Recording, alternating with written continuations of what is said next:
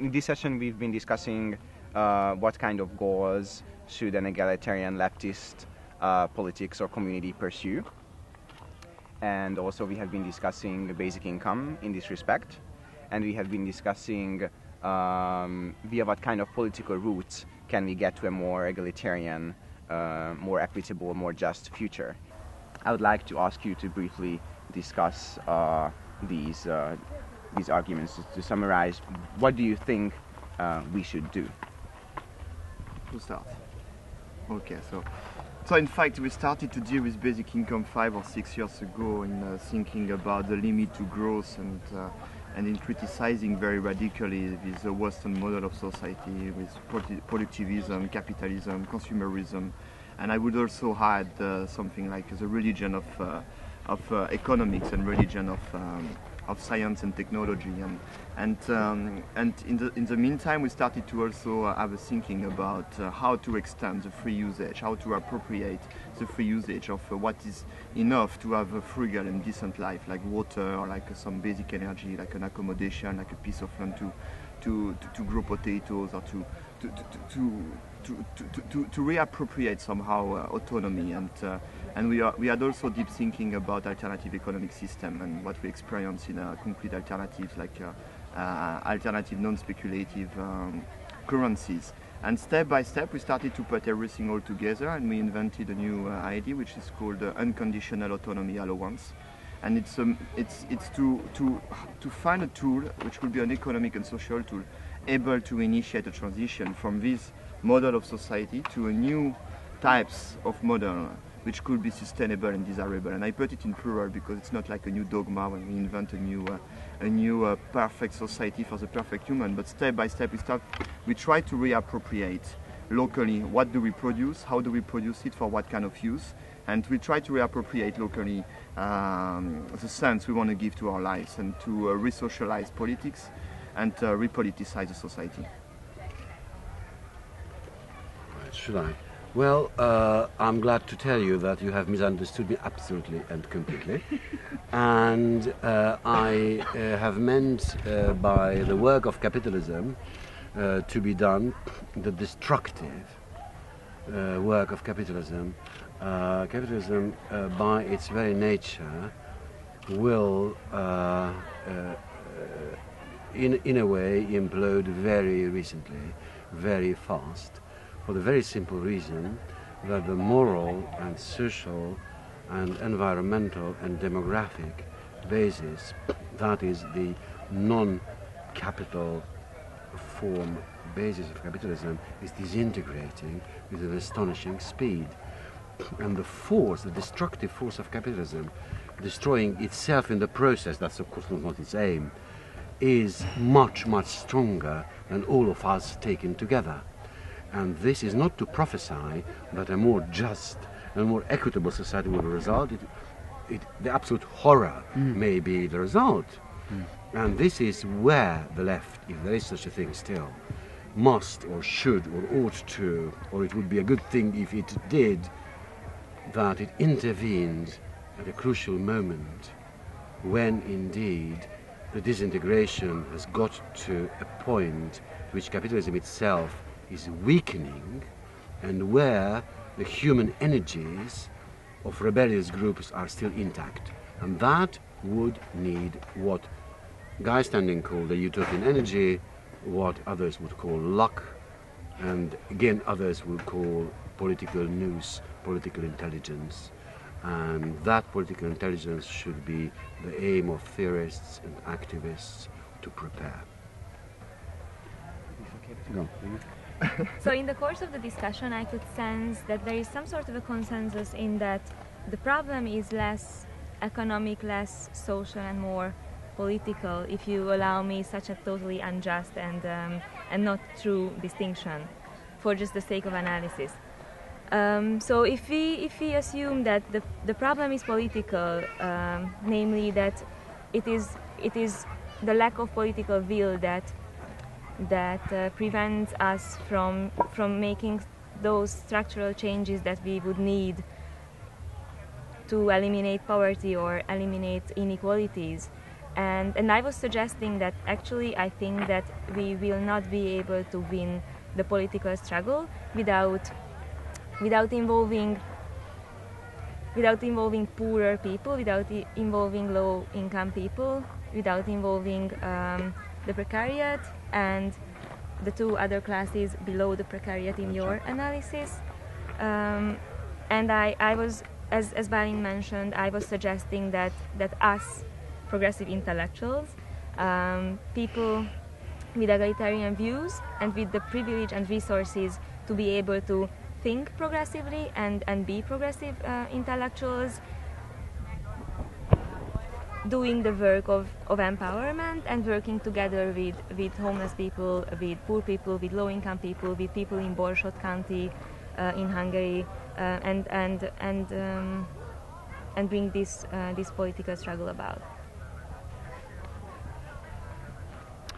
Well, my analysis was close to yours in the sense that we're going through a global transformation.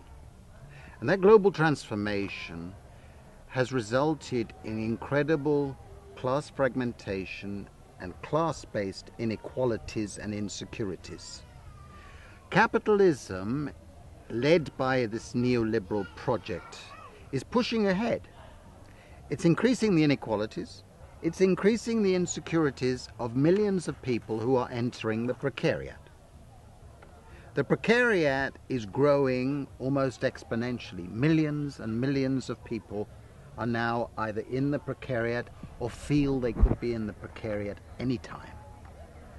Now, capitalism will continue on its path, but more wise people who are in corporations and in certain areas of the capitalist institutions understand that this inequality and insecurity is threatening the sustainability of the whole global capitalist system. Now, we could have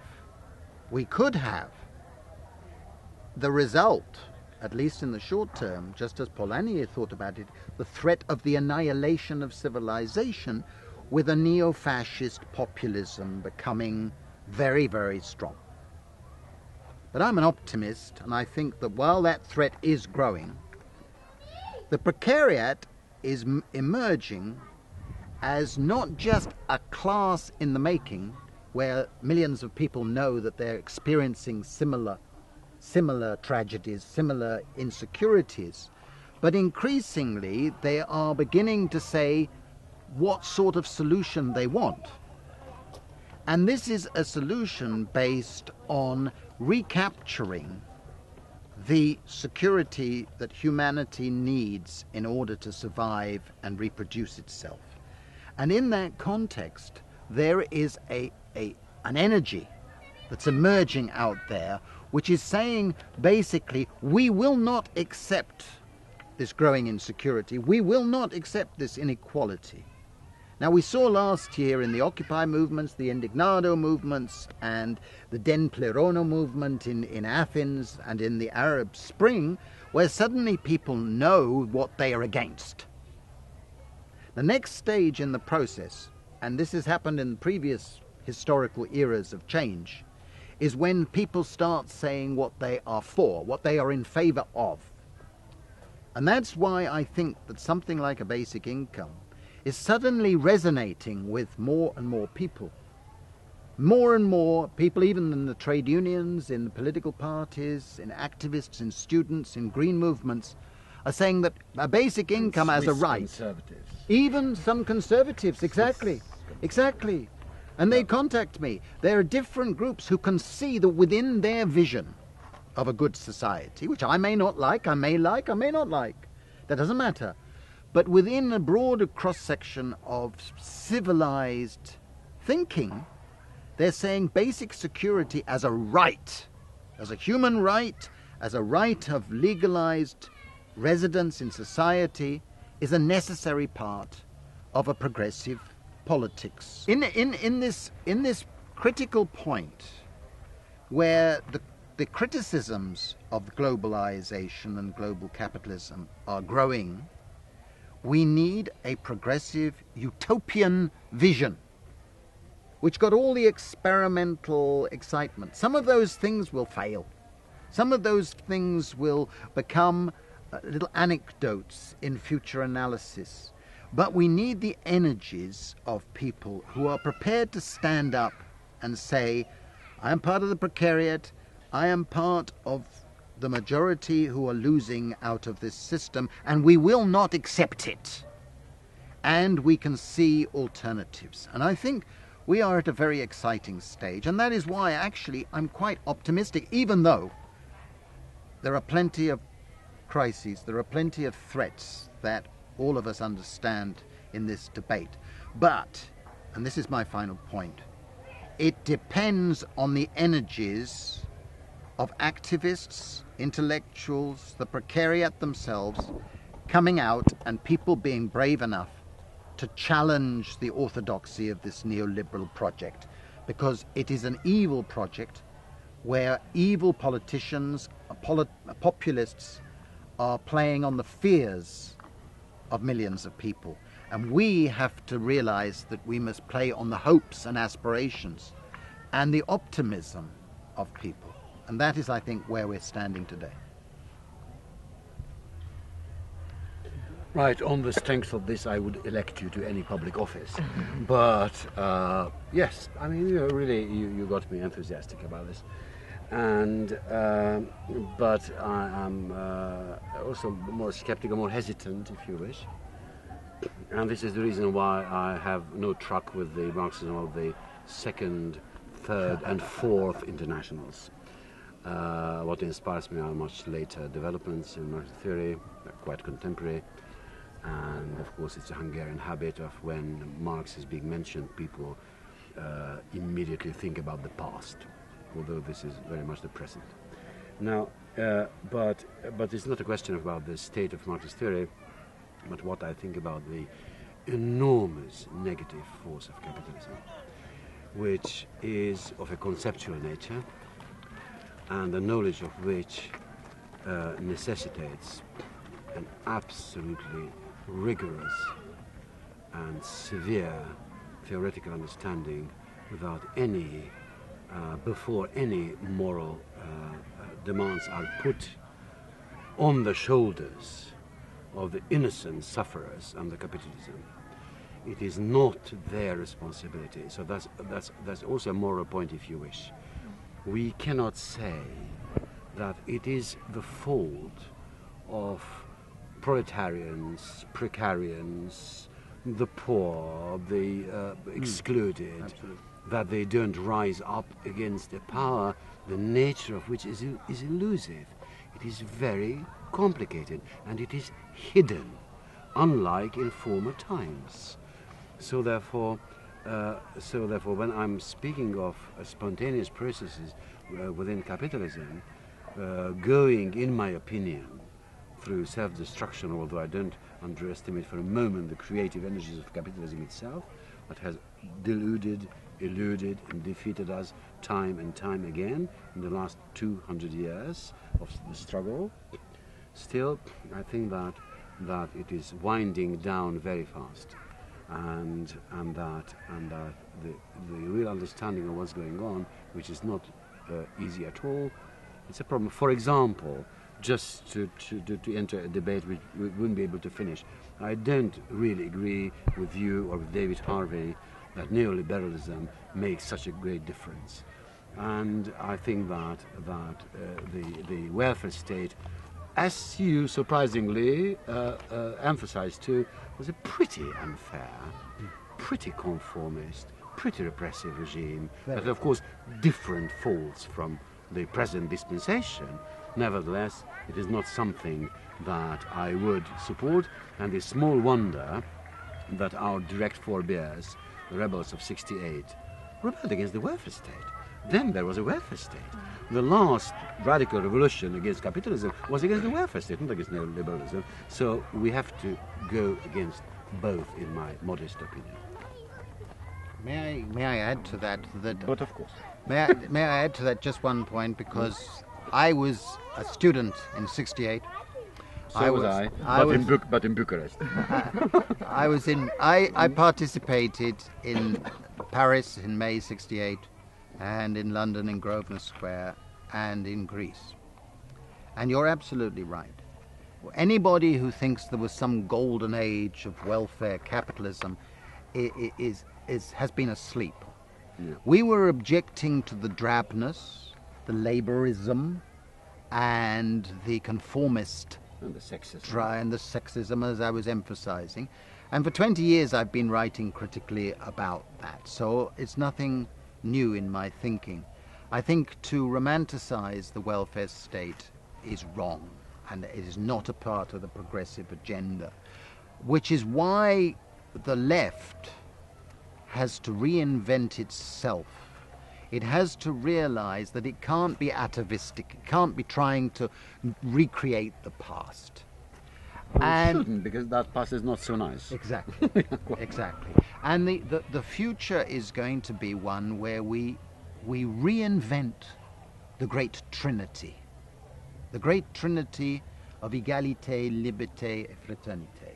Put it in any order you like, but it is to think how radically progressive forces can start thinking afresh about how we strengthen freedom, autonomy, associational freedom, how we strengthen fraternity in the sense of solidaristic institutions and the voice of the precariat and others inside those institutions, and how we have a new structure of redistribution. And that's what I was talking about today in talking about the key assets.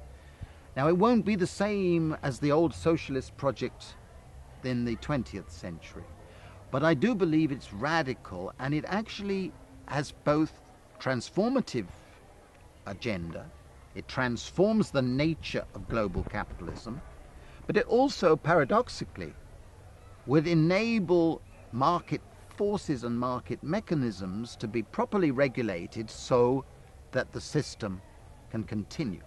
At the moment, we are in the horror of having the worst of all possible worlds. We're having the worst in the sense of the inequalities rising, insecurities rising, social stress, social illnesses, and so on. And capitalism out of control with megalomaniacs, a plutocracy, and evil people running the situation. Now, the last point I want to make on the neoliberalism is that neoliberalism was distinctive from old Adam Smith liberalism, where it emphasizes two things above all else. It emphasizes individualism and anti-collective institutions. Friedrich Hayek and Milton Friedman, their number one agenda was to dismantle anything that was social solidaristic, anything collective. And it elevated competitiveness, so that we all must be more competitive against everybody else, and see in everybody else a competitor, rather than somebody we do exchange with, we interact with, we are social partners with.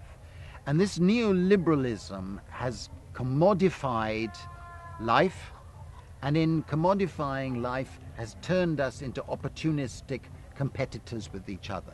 And that, I think, is fundamentally an evil project, because it pits us against our fellow human beings. And we have to rescue the collective, solidaristic nature of humanity. And that is part of the ecological demand, because it is essentially about reproducing society, reproducing ourselves as individuals and groups. And that, I think, is why green politics and left politics have to find a way forward out of this dilemma.